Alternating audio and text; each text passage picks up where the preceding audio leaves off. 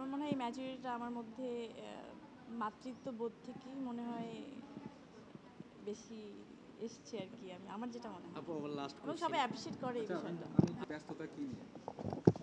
আপু আমি একটু এই প্রশ্নটা এইভাবে করি, হ্যাঁ, যদি আমি যদি আচ্ছা, বলি সবাই আমাকে চেপে ধরছে, খুব অনম খারাপ। বিশ্বাসের মতো গুণী নির্মাতা, মিজানুর রহমান, আরিয়ানের মতো নির্মাতা, বলা চলে যে সময়ে যারা সেরা নির্মাতা তাদের সাথে আপনার কাজ হচ্ছে। এবং আমি যদি এইভাবে বলি আপনার ক্যারিয়ারে আসলেই যদি ওই একটু অন্যভাবে বলি যে এই ধরনের নির্মাতার সাথে কাজের খুব সুযোগ কম হয়েছে।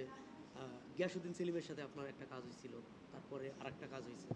তো অনেকেই বলছে আসলে পরিমণি নতুন একটা ভাবে জার্নি, এবং সত্যি কিন্তু এটা। সবার যদি এইভাবে বলি ভাত মেরে দিচ্ছে, মানে ঢাকায় যারা ইন্ডাস্ট্রিতে এখন আপনার সময় যারা আর্টিস্ট আছে, মাফ মানে করবেন, সব ভালো একদমই কাজে এরকম সব না। ভালো নির্মাতার সাথে আপনাকে দেখা যাচ্ছে। আমি এটাতে খুবই খুশি হব যে সবাই এই ভালো কাজের কম্পিটিশনটা যদি ইন্ডাস্ট্রিতে থাকে, যে আমি কতটুকু ভালো কাজে এগিয়েছি বা আরেকজন কীভাবে ভালো কাজ করছে তার মতো করে আমি কতটুকু ভালো কাজ করতে পারছি, সেই কম্পিটিশনটা থাকলে আমি সেই কম্পিটিশনে পার্টিসিপেট করতে চাই।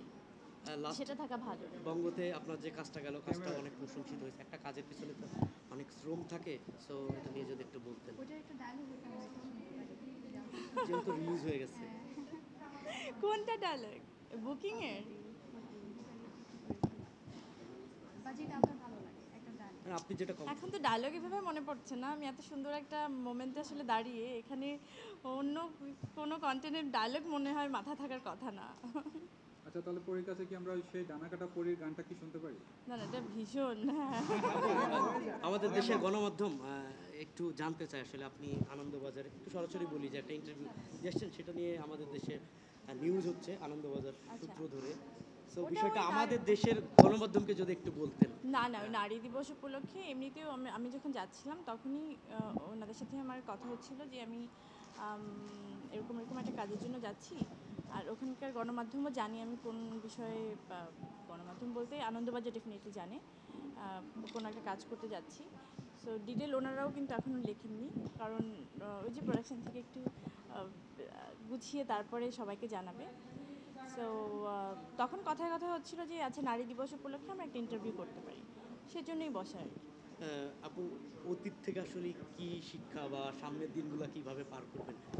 থাকে না যে অতীত তো সবসময় একটা এক্সপিরিয়েন্সও দেয়, ভালো এক্সপিরিয়েন্সও দেয়, খারাপ এক্সপিরিয়েন্সও দেয়। তো আপনার ক্ষেত্রে আসলে কি এক্সপিরিয়েন্স যোগ হলো আপনার ক্যারিয়ারে বা আপনার ব্যক্তিগত জীবনে?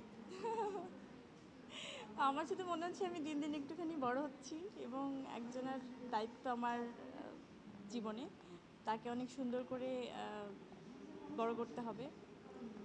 ওই যে বলে না, আপনার যাতে সবাই ওকে ভালোবাসেন, ওরকম একজন ভালো মানুষ হিসেবে গড়তে হবে।